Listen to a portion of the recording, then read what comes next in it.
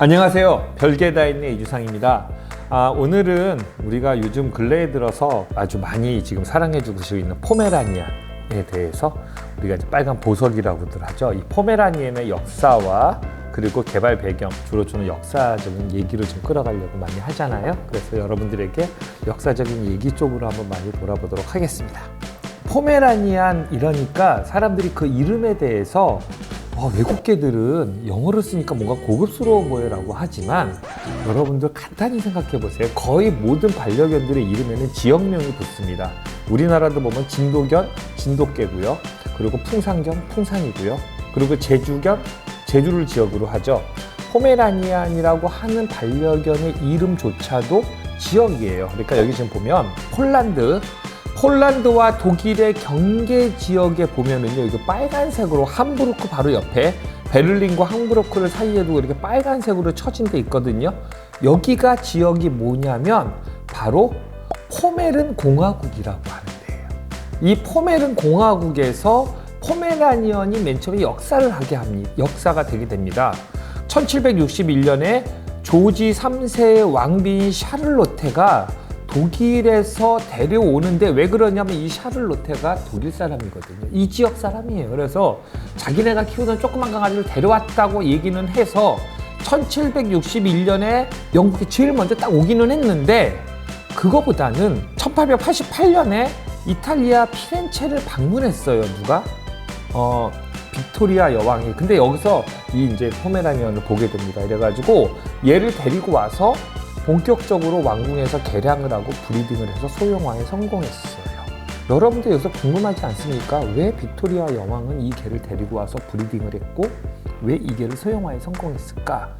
여기서 하나 아셔야 될 것은 반려견의 품종학을 시작하기 전에 제 1편에서 말씀을 드렸었습니다. 뭐냐면 이 시기에는 지주가 소작을 주면서 부익분, 빈익빈이 굉장히 심했던 시절이었고 강아지를 브리딩할 수 있을 정도의 번식을 할 수 있을 정도의 재산을 가진 사람들은 어떤 거다? 먹고 살만한 귀족계층이었기 때문에 브리딩이라는 것 자체가 어느 정도의 이 귀족되고 우리들이 조금 이제 선민 사상이 좀 있었겠죠.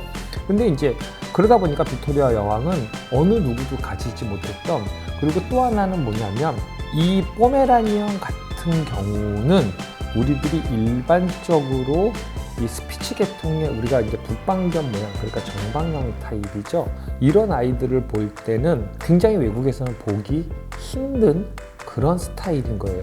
이런 보기 힘든 스타일이다 보니까 이 개들을 갖다가 너무 이쁘고 작고 이러니까 이게 희한한 강아지다. 이거를 내가 소형화에 성공해서 우리 귀족들이 어느 누구도 갖추지 못했던 토이 그룹을 내가 한번 가지고 있고 이것을 나눠주면서 유행을 하고 사람들과의 어떠한 사교 모임에서 사교 모임에서 중심에 서게 됩니다. 그러한 어떠한 정치적 목적도 좀 있었어요. 포메른 공화국에서는 실질적으로 여러분들 이 지도를 이렇게 해서 보시면은요, 여기에는 이 포메라니언 같은 경우는 우리들이 보면은 여러 가지 견종들이 좀 섞여 있습니다. 뭐 엘크하운드라든가 스피츠라든가 아니면 말라무트라든가 이런 강아지들 여기 사진에 보이시는 조금 이 포메라니언의 혈통을 살펴보면은 여기에 나오는 사모예드의 피도 조금 섞여 있고, 요거 이제 두 번째 가운데에 있는 회색 강아지가 엘크하운드라는 강아지입니다. 이 개는 한 진돗개보다 조금 더 커요. 그래서 그 정도. 아니면 대형견으로는 말라무트, 여러분들이 가장 잘 아는 말라무트도 되어 있다는 사실을 알고 계시기를 바라겠습니다. 포메라니언의 조상을 좀 보면 포메라니언은 우리들이 일반적으로 가장 작은 사이즈의 스피츠 계통이라고 얘기해요. 여러분들 스피츠라는 걸 많이 보셨죠? 특히 원래는 독일 포메른 공화국에서는 포메라니언을 난장인 스피츠라고 불렀어요. 그렇기 때문에 스피츠 계통에 이거를 있어서 여기 지금 사진에 보시는 사모예드, 엘크하운드, 말라무트 같은 이런 견종들과도 어느 정도 연관되어 있는 그런 견종이라고 보시면 될 것 같습니다. 이 아이들을 갖다가 우리들은 스피츠 아니면 프리미티브 타입이라고 하는데 다른 개들에 비해서 좀 희한한 모양인 거죠. 그러니까 아주 우리들이 보면은 북방견 형태, 아시아에서는 별로 개들이 개발이 안 됐기 때문에 일반적 형태일지 모르겠지만 유럽에서는 이러한 프리미티브 타입이나 스피치 타입 같은 경우는 별로 찾아볼 수 있는 견종들이 없었어요.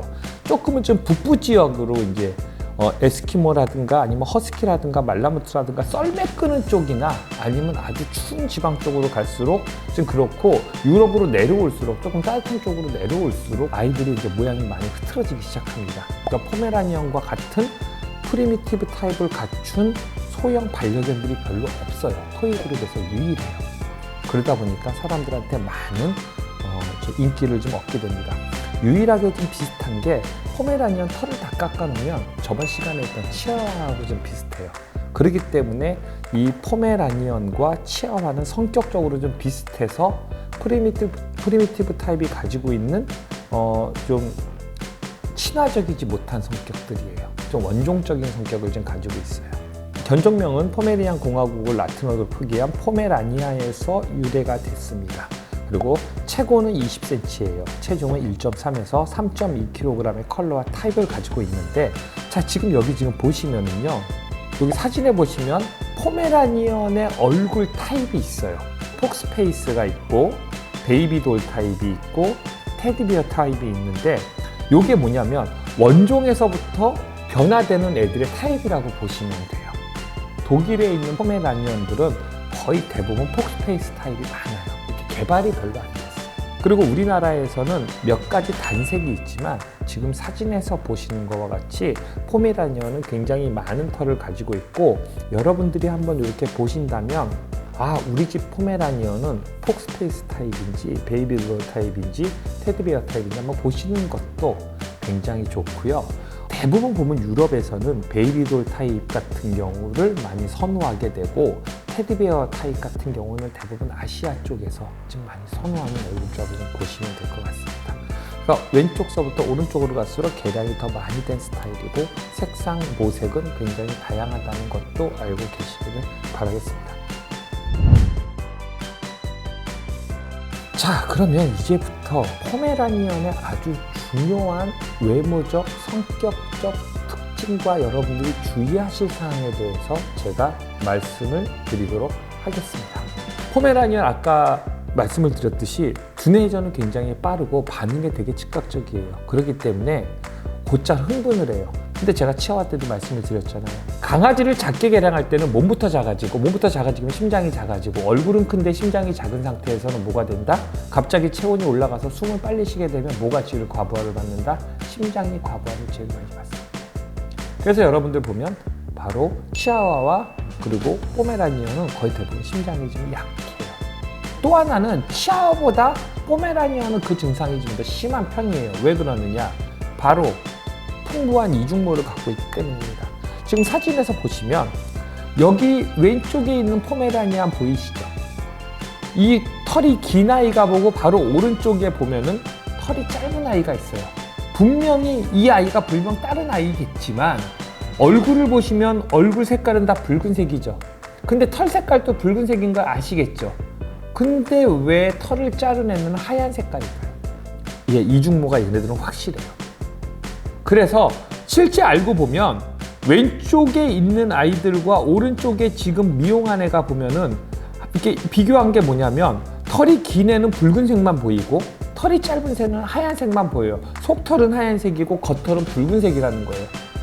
근데 이 붉은색과 하얀색을 여기 오른쪽에 있는 아이를 보면 깎았죠. 목 주위의 털을 깎았죠. 조금만 깎으니까 어떻게 돼? 흰 털이 나와요. 그건 뭐예요? 속털도 그만큼 길다는 거예요. 그리고 밀생에 있다는 거죠. 그러니까 미용을 한 포메라니언들이 보면은 붉은색에서 좀 이렇게 옅어져요. 쉽게. 그거는 뭐냐면 얘네들이 굉장히 빡빡한 이중모를 가지고 있고, 이것 때문에 털이 아주 손뭉치 마냥 쓰거든요. 이 털 때문에 열 발산이 더 어려워서 심장이 빨리 뛰어요. 치아하고 포메라니언이 어느 정도 같은 구성을 갖고 있고 같은 신체적 약점을 갖고 있는데, 그나마 포메라니언보다는 치아와가 조금 더 심장이나 이런 게 좀 더 좋고, 포메라니언이 더 그것 때문에 문제가 많이 심해지는 게 바로 열 발산이 쉽지 않다는 거예요. 그러면 우리들은 어느 때 이 포메라니언에 산책을 하거나 이 흥분할 때 어느 때 주의해야 되느냐? 바로 여름에 주의해야 돼요. 태어났을 때는 성견보다 거무죽죽한 짙은 색이나 조금씩 달라져서 생후 6개월에서 1년 사이에 모색이 정해진다.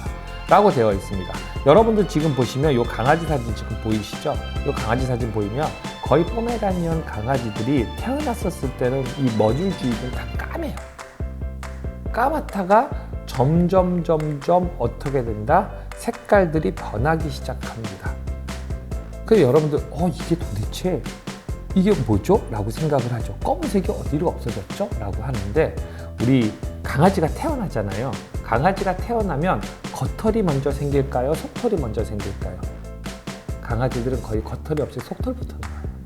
동굴이나 어미의 절대적 보호를 받기 때문에 뭐가 필요 없다? 겉털이 필요 없어요. 보호만 하면 돼요. 그러니까 속털입니다. 그러니까 속털이 있다가 속털이 아까 색상이 무슨 색상으로 바뀐다? 하얀 색상으로 바뀐다고 했잖아요. 그러면서 어떻게 되죠? 겉털과 속털이 이제 한 번에 털갈이를 거치는 과정을 거치게 됩니다. 그래가지고 강아지 때는 속털만 있다가 조금 커지면서 겉털이 나오면서 검은 털은 빠지고 다시 그 안에 무슨 색깔? 하얀 색깔의 속털이 나온다고 보시면 돼요.